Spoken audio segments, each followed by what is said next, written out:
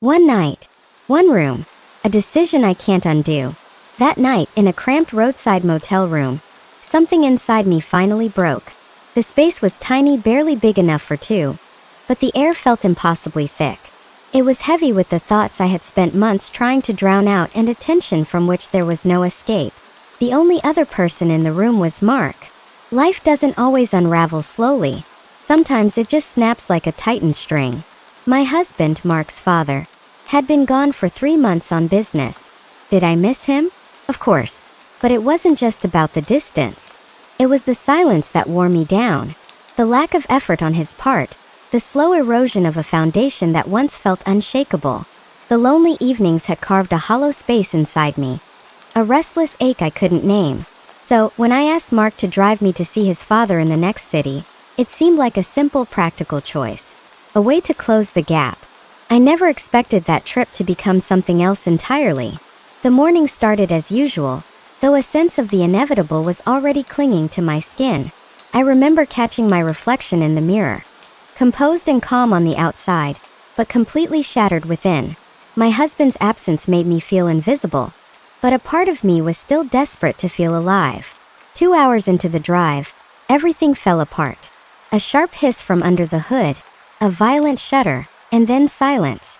The car died in the middle of the highway. We tried everything. Calls to mechanics, roadside fixes, but the frustration grew with every failed attempt. By the time darkness fell, we had no choice. We had to check into the nearest motel. One room, one bed. I felt a surge of anger mixed with something I was afraid to admit. The room was dark, the air stale. "So this is it," I muttered.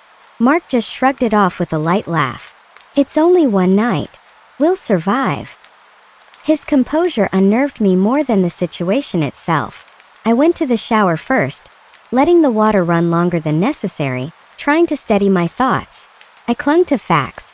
Simple grounding facts. I am 45. He is 21.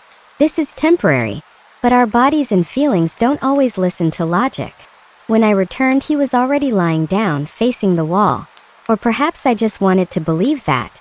His presence filled the room so completely that he was impossible to ignore. I lingered in the doorway longer than I should have. It wasn't just attraction. It was something more complex.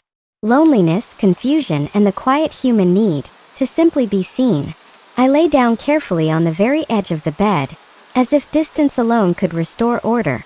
But in a room that small, distance is an illusion. Sometime during the night, I felt a movement. At first, I kept my eyes closed, pretending that sleep could undo reality. But the air in the room had changed. It had become electric, not suddenly but noticeably. When our eyes finally met, neither of us said a word. But everything had already been said. There are moments in life when you realize you are standing on a line. One step back and everything remains the same.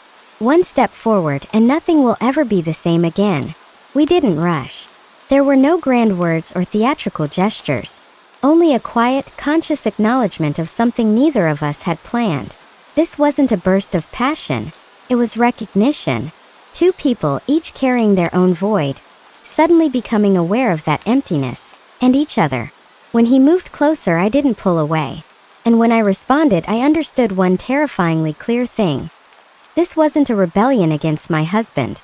It was the simple, dangerous need to feel wanted again. The night turned into something weightless, suspended outside of time and consequences. No promises, no future. Just a moment that existed entirely on its own. Then the silence returned. No, it was different now.